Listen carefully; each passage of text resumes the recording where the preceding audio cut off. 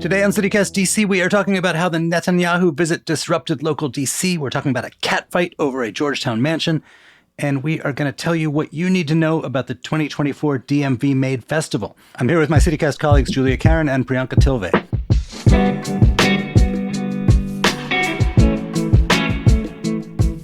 Today is Friday, July 26th. I'm Michael Schaefer, and here's what DC is talking about.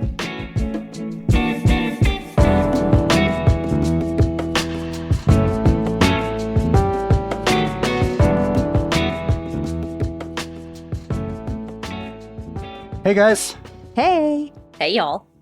I don't know about you guys. Here on CityCast DC, we generally avoid covering foreign policy debates, but we love covering traffic reroutings and minor disruptions of civic life.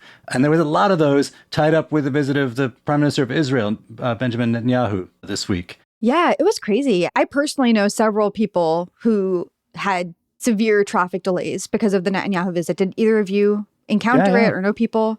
I had to reroute myself from my typical route to my therapist because typically I take Rock Creek Parkway and it goes by the Watergate. And that was essentially a no-go. So I had to go through Georgetown, which, oof. I talked to somebody who lives in the Watergate and, that's where the hotel is that he stayed at. And, same thing. Lots and lots of security. People coming into the building had to go through a drive-up checkpoint. There's stores in there that were really disadvantaged by this. And I don't know about you guys, but I get these calls whenever there's one of these things, like an event from capital W Washington that inconveniences lowercase w Washington. And I'm generally like, dudes, like this is the flip side of we are this federal capital, and that causes lots and lots of money and business and generally economically good things to come in. And the flip side is every now and then it means people doing things that represent annoyances or hassles for our business. Yeah, for sure. I mean, it does feel like such a small potatoes thing to be complaining about, but I think this week was particularly disruptive. So just to back it up for anyone who hasn't been following along, Benjamin Netanyahu got to town on Monday, and already there were road closures in place as part of the heightened security plan. So he was staying at the Watergate, like we said, so a lot of the roads around there were closed. Just roads around the National Mall, since he was going to be going to the Capitol to address Congress on Wednesday. And there were protests that started on Tuesday itself. So there were protests at the Cannon Rotunda on Tuesday night. It was basically a sit-in. People completely filled that building, or the main foyer in that building. Around 200 people were arrested on Tuesday night. And then on Wednesday, thousands of protesters came to town, and they were marching from basically across the National Mall to the Capitol building. It was there was a coordinated effort to block intersections as part of the protest. Most of the protests were peaceful, but it did shut down a lot of streets and intersections. Traffic was even more of a nightmare. The protesters want everything from the release of hostages to calling for the U.S. to ban weapons sales to Israel. There were also people calling for a ceasefire in Gaza. And yeah, I don't know if you guys saw some of the photos of specifically what happened at Union Station, but some of the protests there got a little intense. Yeah, I know NYPD, I think, was sent down, and also people got pepper sprayed. Yeah, so that wasn't at Union Station itself. The police who were at Union Station were park police, but that aspect of the story is worth talking about too.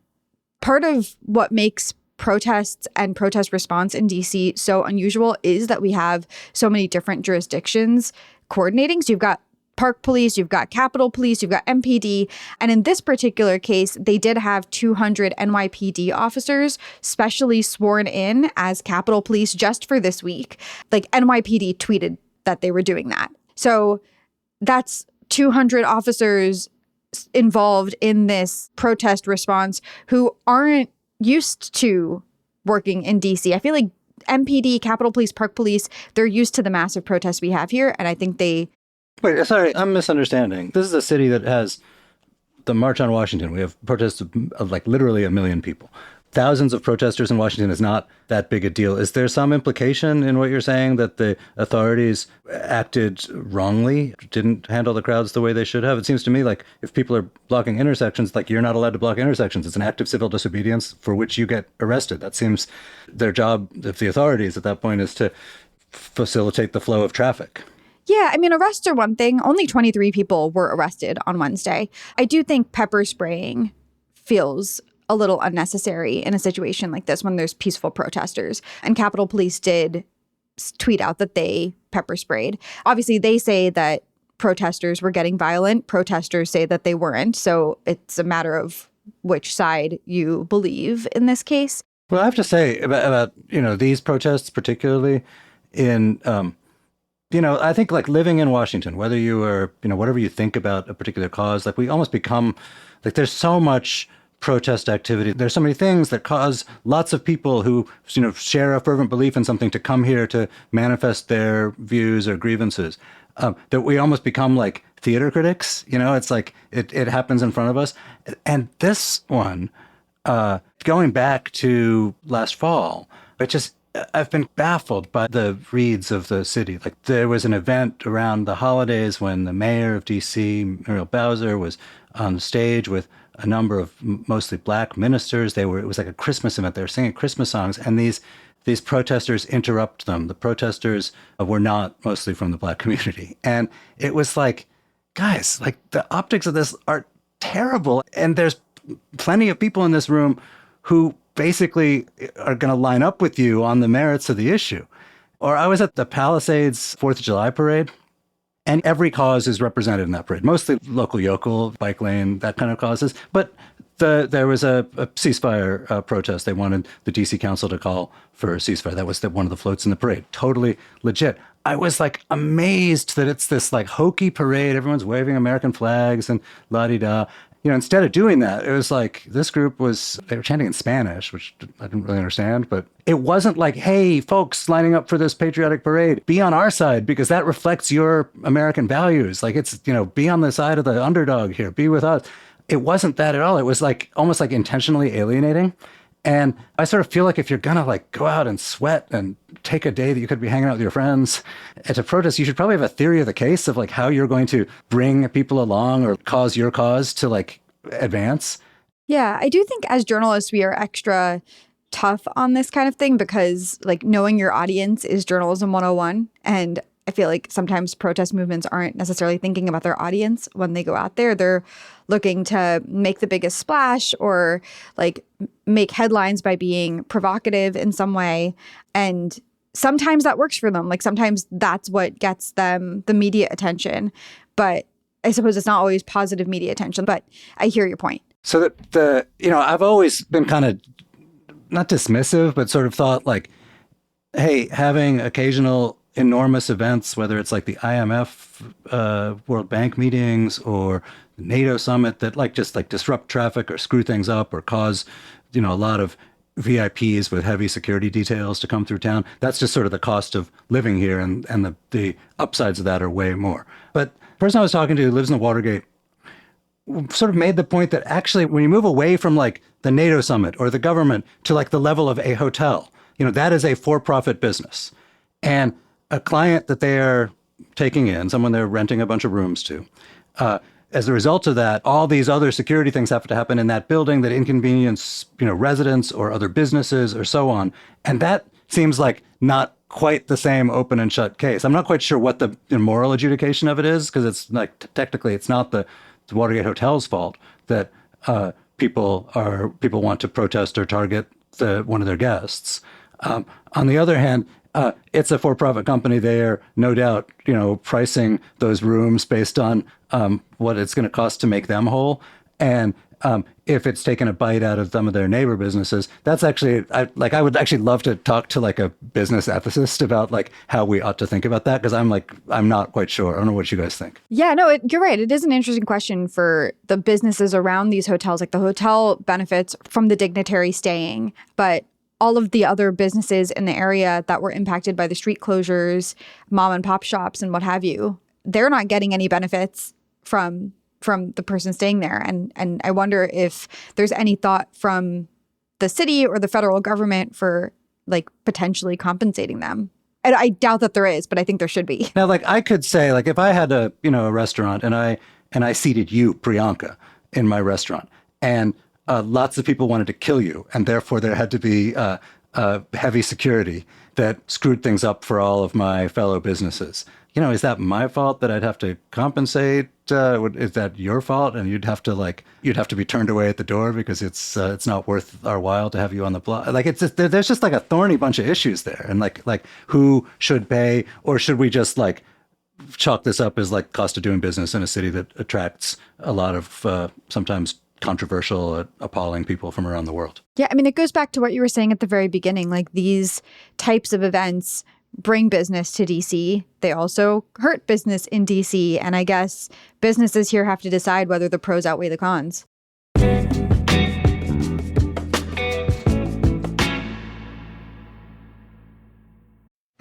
By far the worst part of my morning routine is having to wade through all of the spam in my email inbox. And spam starts with your personal data being sold. Everyday data brokers collect and sell your personal information to third parties. Things like your social security number, your address, phone numbers, even health and financial records. And then scammers, total strangers, businesses, and even the government can use that information to target you.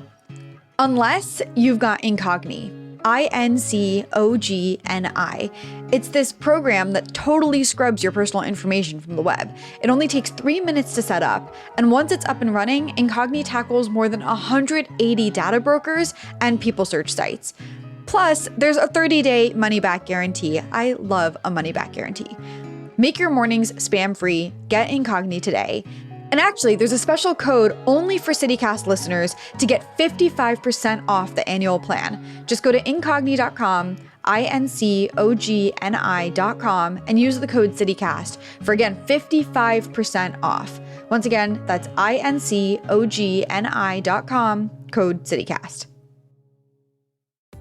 Hi, I'm David Plotz, the CEO of CityCast. The best way to learn a language is immersion, living where the language is spoken and using it every day. That's how I learned French as a kid. But if that's not in the cards for you this year, you can still learn a language the second best way, and that's with Babbel. I live in a city with a huge immigrant population. You probably do too. And in my hometown, a lot of my new neighbors speak Spanish as a first language, and we have lots of great Mexican and Central American and South American restaurants and stores. I wanted to be able to communicate just a little bit better with some of my neighbors. So I started with Babbel, the science-backed language learning app that actually works. And after just a few extremely enjoyable weeks learning Spanish with Babbel, I've already gotten comfortable ordering at a restaurant and eavesdropping on my girlfriend's conversations with her mom. Look, learning a language isn't always easy, but with Babbel it is fun and it feels useful, basically immediately. That's why Babbel has over 16 million subscriptions sold. Plus, all of Babbel's 14 award-winning language courses are backed by their 20-day money-back guarantee. Here's a special limited-time deal for CityCast listeners. Right now, get up to 60% off your Babbel subscription, but only for our listeners at babbel.com/citycast. Get up to 60% off at babbel.com/citycast. Spelled BABBEL.com/citycast.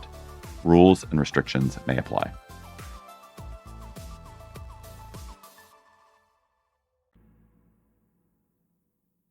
All right. So speaking of pitched battles, but with absolutely zero international implications, there was a story in the New York Times this week. I don't know if you saw it. It's actually the same story as one I edited at Washingtonian like literally 10 years ago about the catfight over the future of what is known locally as the old Katharine Graham House in Georgetown. It's the Beale Washington House. It's its formal name. It's this Beaux-Arts mansion in Georgetown, a beautiful building.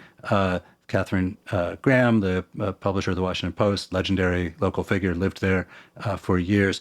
After she died, it was purchased by Mark Ein, who's a venture capitalist. He owns City Paper, among other things, has a stake in the Commanders.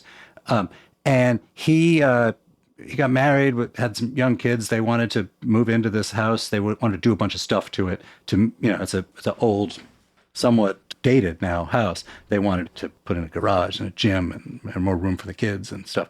And this turned into neighborhood squabble from hell. Our favorite thing. Especially, which we've talked about on this show a lot, or in Georgetown particularly. So you have to get all these approvals. Their neighbors, the Kafritzes, prominent local real estate family, did not like what he was going to do. And this thing ground on. It's 22 years later. The house remains unoccupied. He is now thinking of finally just getting out, selling. In the Times story, it was this kind of like, oh, like, look at Washington. Everybody used to get along and bipartisan dinners at Katharine Graham's house, and now everybody is squabbling. I don't think that's what it is at all. No. I think that like this is the thing we've talked about on our pod a lot, which is that this is a city where more than most places, it is really, really, really, really easy to stop stuff. And here's a dude who like, bought a house, wanted to renovate it.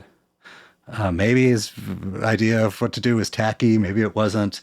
But, in most places, you'd have to suck it up if someone did something tacky. In a lot of places, there is some sort of historic overlay. But in this case, it was just there's this federally appointed board that has to give an okay in order for the city to provide the zoning permits.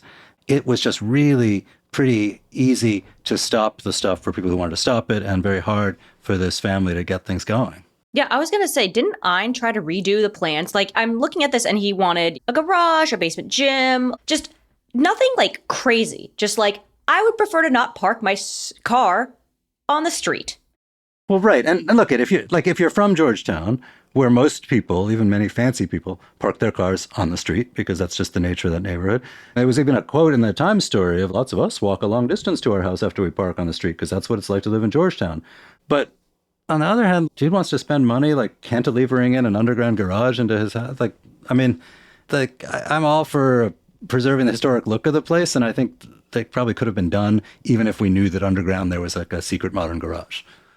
My favorite thing about this is him trying to redo these plans multiple times to meet the board's specifications, and them just saying no anyways is just like peak DC, It's peak Georgetown. We did that whole episode about the old Georgetown board and do they have too much power, especially considering that they're federally appointed, like Mike mentioned.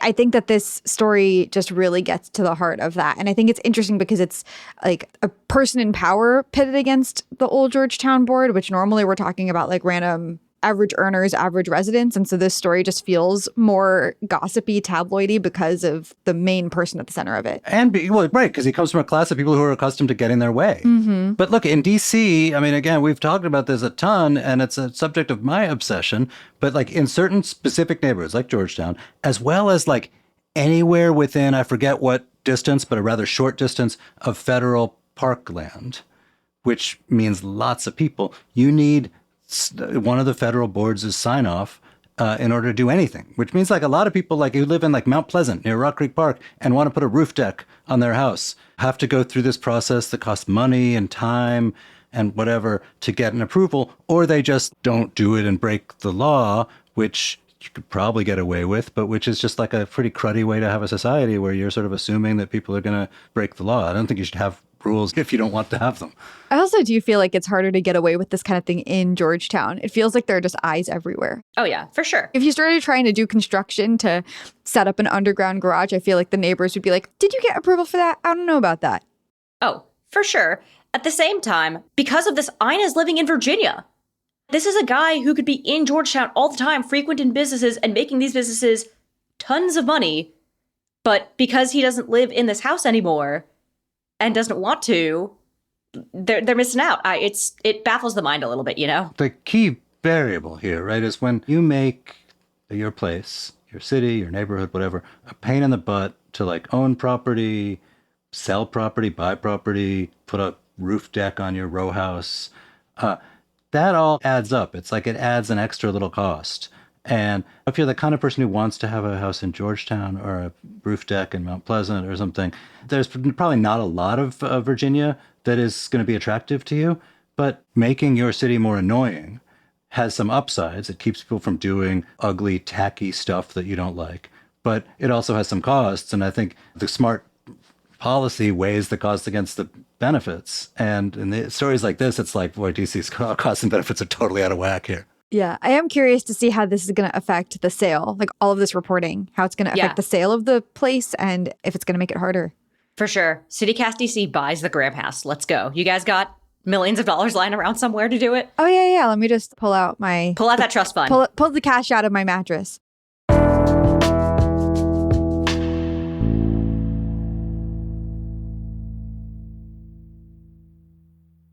All right, wait, Julia, what in tarnation is the DMV Maid Festival?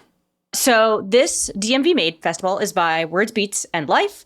It is running on Saturday. It's from 1 to 7:30 p.m. There's multiple different stages. There's kids areas and arts areas and performance areas, all this really cool stuff. It's at 14th Street in Jefferson, so right smack dab on the mall. It's the inaugural version of this festival. Wait, so DMV made does not mean here's my locally made hot sauce. I wish. DMV Made is locally made music. So like our boys from DuPont Brass are going to be performing there. And the Chuck Brown Band, or the Reincarnation, is also going to be there, which is fun. But yeah, this happens Saturday. So there probably is more traffic. I would highly consider metroing there if you're going to go, maybe carpool. And if you go, is there food, drink? As you may have noticed, it's hot out there.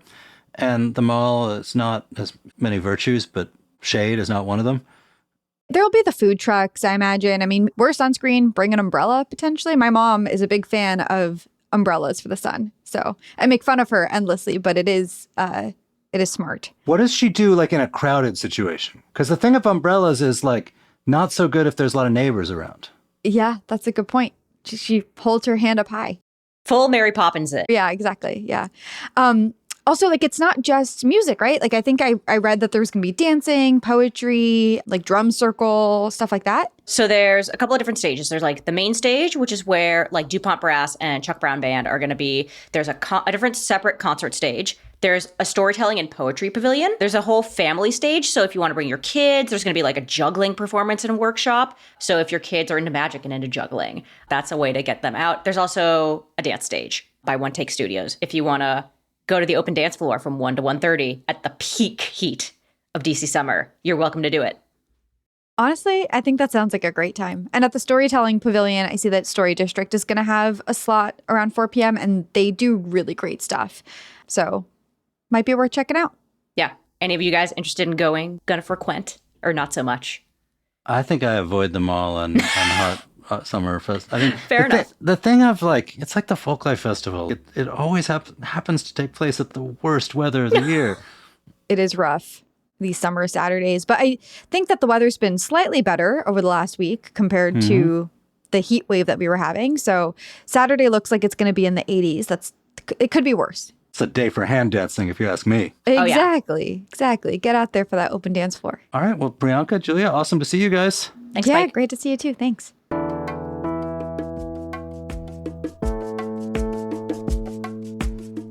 And that is all for today here on CityCast DC. Our senior executive producer is Priyanka Tilve, our senior producer is Julia Karen, and our assistant producer is Ash Durbin. Kayla Cote-Stemmerman writes our fabulous newsletter. It's called Hey DC. And our hosts are Bridget Todd and me, Michael Schaefer from Politico. Music is by Alex Roldan. If you enjoyed the show, write CityCast on the umbrella that you're going to carry in the sun when you go to the next festival. We'll be back Monday morning with more news from around the city. Bye.